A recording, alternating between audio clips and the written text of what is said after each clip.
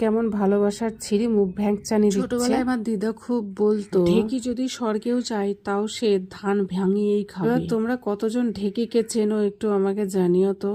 আর এই কথাটা ঢেকির জন্য ছিল না, আমার জন্য ছিল। যাই কাজই করি না কেন রান্না আমাকে করতেই হয়, সেটার জন্য। যাই হোক, প্রথমে যে নিজের নামটা রেজিস্ট্রেশন করে ঢুকে পড়লাম হল ঘরে। তো যাই হোক, অনেকেই কালকে আমাকে জিজ্ঞাসা করেছো যে দিদি কোন প্রোগ্রামে গেছে। নাও, এই প্রোগ্রামটা ছিল ন্যাশনাল SC ST হাব, মানে বিজনেসের বিষয়ে আমাদেরকে কিছু বললো, যারা আমরা SC ST যারা আছি তাদের জন্য। আর এরকম থাকলে না, মানে যাদের শিল্পী কার্ড আছে আর উদ্যমাধার আছে তারাই এই প্রোগ্রামে অংশগ্রহণ করতে পেরেছিল। আর বাইরে থেকে বড় বড় সব অফিসাররা এসেছিল, কলকাতা থেকেও এসেছিল, শিলিগুড়ি থেকেও এসেছিল, বিভিন্ন জায়গা থেকে সবাই এসেছে। ডেভেলপার মানে তোমার বিজনেসটাকে কি করে গ্রোথ করবে, কি করে বড় করবে, আর যদি কোনো সরকারি, মানে যেহেতু এটা সরকারি, তো সরকারি কোনো সাহায্য মানে তোমরা পাবে, সেই সব বিষয়ে আমাদের এই প্রোগ্রামটা ছিল গতকালকে। অনেকে জিজ্ঞাসা করেছে তাই বললাম। তো সেখানে তো খুবই ভালো লাগলো আর জেনেও খুব ভালো লাগলো।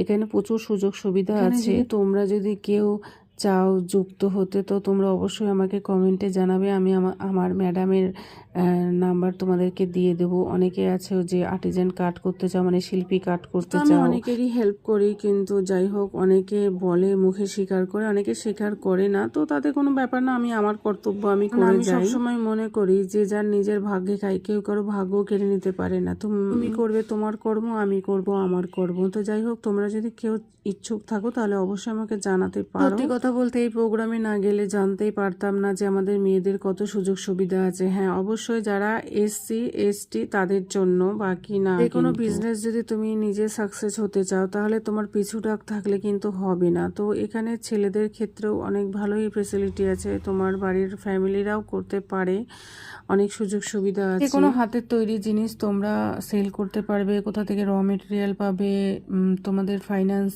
যদি কোনো সমস্যা থাকে তার জন্য তোমরা এখানে লোনও পাবে, মানে অল্প অল্প সুদে। তোমরা ভালো করে জানো যে সরকারি হচ্ছে যদি কোনো লোন দেয় তাহলে অনেকই হচ্ছে সুদটা কম থাকে। তো এইসব বিষয় নিয়েই আমাদের ছিল বিজনেসটা তুমি কি করে বাড়াবে, কি করে কি করবে না করবে। তো আমাদের এখানে খাওয়া দাওয়া দিয়েছিল, আমরা খুব আনন্দ করে খাওয়া দাওয়া করলাম। তো যাই হোক, খুব ভালোই লাগলো। অনেকে হয়তো আবার জিজ্ঞাসা করতে পারো যে আমি কি করে যুক্ত হলাম। তো আমি NGOর মাধ্যমে থেকে এখানে যুক্ত হয়েছি। আমাদের NGOর নাম কালী ভোকেশনাল ট্রেনিং সেন্টার। তো তোমরা যোগাযোগ করলে আমাকে জানিও। আর বিছানা ছিল একদম নোংরা করে দিয়েছিল, আর এসে বিছানাটা পরিষ্কার করে একটু বিশ্রাম নিলাম, কারণ এত 4-5 ঘন্টা ধরে এক জায়গায় বসে থেকে এত মানুষের কথা শুনে পুরো মাথা হ্যাং